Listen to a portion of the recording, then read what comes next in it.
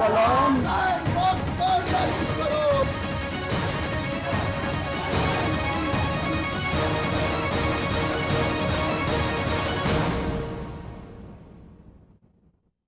Break के बाद आपका स्वागत है। जेएनयू पर जंग जारी है। विरोध और विद्रोह का शुरुआती रंग लाल था, लेकिन अब उसमें कई और रंग शामिल हो चुके हैं। सियासत के रंग, जिसमें कांग्रेस भी है, बीजेपी भी है और इनका युवा ब्रिगेड भी है, क्योंकि आज जेएनयू सभी की जरूरत बन चुका है। कोशिश इस बात की हो रही है कि खुद को जेएनयू का विजेता कैसे घोषित किया जाए।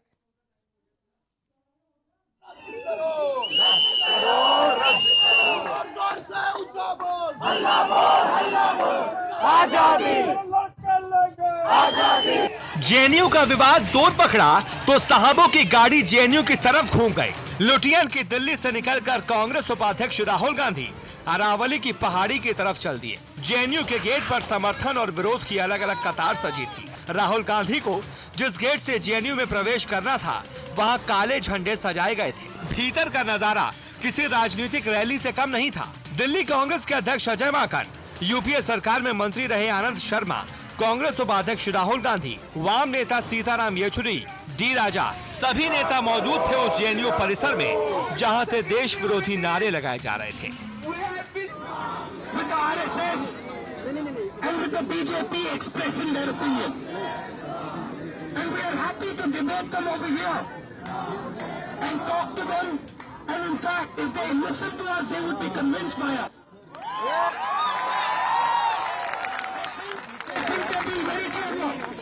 By crushing you. But they do not understand that in crushing you, they are making you stronger. Rahul Gandhi ने कहा, जो बोलने पर पाबंदी लगाना चाहते हैं वो देशद्रोही हैं। जेएनयू में राहुल गांधी का ये बयान गृह मंत्री के उस बयान का जवाब था जिसमें उन्होंने कहा था कि देश की अखंडता के खिलाफ बोलने वालों को बख्शा नहीं जाएगा। जेएनयू की जो घटना हुई है उसे लश्कर-ए-तोयबा के चीफ हाफिज सईद का भी समर्थन प्राप्त है। देश को इस हकीकत को भी समझना चाहिए, क्योंकि उसने समर्थन किया है लश्कर-ए-तोयबा के चीफ हाफिज सईद ने। यह भी बहुत ही दुर्भाग्यपूर्ण। जिस जेएनयू की चर्चा देश विरोधी माहौल को लेकर हो रही थी, राहुल गांधी ने उसे सरकार बनाम विपक्ष की लड़ाई बना डाला, जहां निशाने पर केंद्र में बैठी मोदी सरकार थी और विपक्ष में बैठी कांग्रेस ने खुद को जन अधिकार की सुरक्षा का सिपाही बताया था। हम प्रधानमंत्री माननीय नरेंद्र मोदी और भारतीय जनता पार्टी के अध्यक्ष माननीय अमित शाह जी से ये कहेंगे कि वो देश को स्पष्टीकरण दें। क्या वो दिल्ली पुलिस के उन लोगों के द्वारा जो विपक्ष के नेताओं की सुरक्षा के लिए जिम्मेवार थे, पर उसके बावजूद भी एबीवीपी के गुंडों के द्वारा, हथियारबंद गुंडों के द्वारा वहां आक्रमण किया गया? क्या ऐसी दिल्ली पुलिस पर कार्यवाही नहीं होनी चाहिए?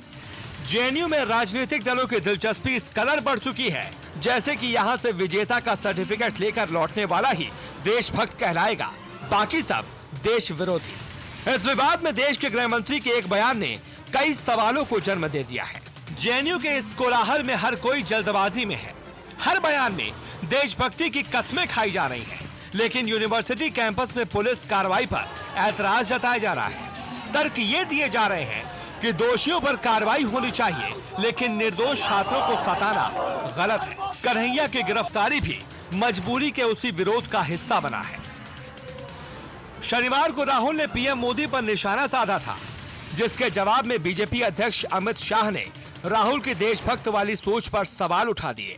साथ ही राहुल के सामने माफी की मांग भी रख दी। विवाद अभी थमा नहीं है। बीजेपी की छात्र इकाई एबीवीपी ने एक और वीडियो जारी किया है, जिसमें देश विरोधी नारे लगाए जा रहे हैं।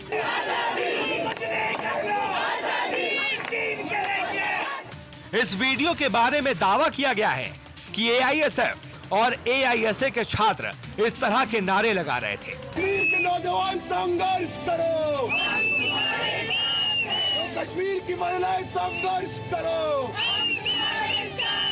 तो अफजल की हत्या नहीं सहेंगे। कितने अफजल मारोगे? जिस विवाद की शुरुआत देश विरोधी नारों से हुई, अब वो राजनीतिक दलों के बीच की लड़ाई बन चुकी है, जिसमें हर किसी की कोशिश खुद को देशभक्त साबित करने की और विरोधियों की देशभक्ति को सवालों में घेरने की हो रही है। National desk, total news. JNU में देश विरोधी नारेबाजी को लेकर मचे विवाद के बीच आज कांग्रेस नेता रणदीप सुरजेवाला की जुबान फिसल गई। सुरजेवाला ने अफजल गुरु को गुरु जी कहकर संबोधित किया, जिससे बीजेपी को कांग्रेस के घेराव का एक और मौका मिल गया।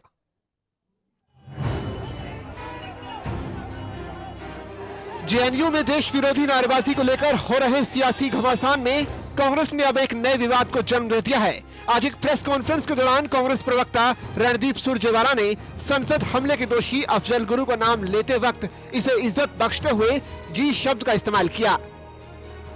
दरअसल सुरजेवाला बीजेपी अध्यक्ष अमित शाह के ब्लॉग का जवाब दे रहे थे। सुरजेवाला ने कहा कि कांग्रेस की सरकार ने न्याय प्रणाली के तहत ही मौलिक अधिकारों का ध्यान रखते हुए संसद हमले के दोषी अफजल गुरु को फांसी की सजा दिलवाई। इतना ही नहीं, सुरजेवाला ने एक और गलती करते हुए अफजल को सुप्रीम कोर्ट के हमले का आरोपी बताया कि भारत का प्रजातंत्र इतना मजबूत है कि वो किसी भी राष्ट्र विरोधी ताकत से लड़ सकता है। अगर हमारा संविधान, प्रजातंत्र में हमारा विश्वास, मौलिक अधिकारों में हमारा विश्वास और दुश्मन को भी संपूर्ण न्याय देने का हमारा विश्वास अटूट ना होता, तो फिर अफजल गुरु जी को हम पूरी न्याय प्रणाली के अनुरूप जो उग्रवादी है और जिसने सुप्रीम कोर्ट पर हमले में जो दोषी था, उसको पूरी न्याय प्रणाली के अनुरूप हम फांसी ना देते।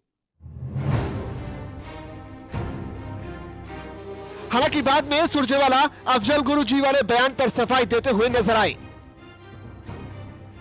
मैंने पूरी पत्रकार वार्ता में लगभग 20 बार अफजल गुरु का नाम लिया।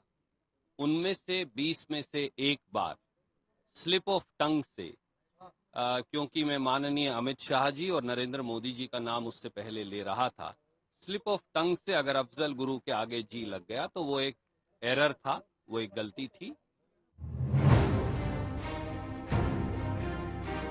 बहरहाल पूरे मामले में रणदीप सुरजेवाला की गलती से बीजेपी को कांग्रेस का घेराव करने का एक और मौका जरूर मिल गया। Delhi desk, total news. यहाँ रुकना है बेहद छोटे से ब्रेक के लिए। ब्रेक के बाद भी खबरों का सिलसिला जारी रहेगा।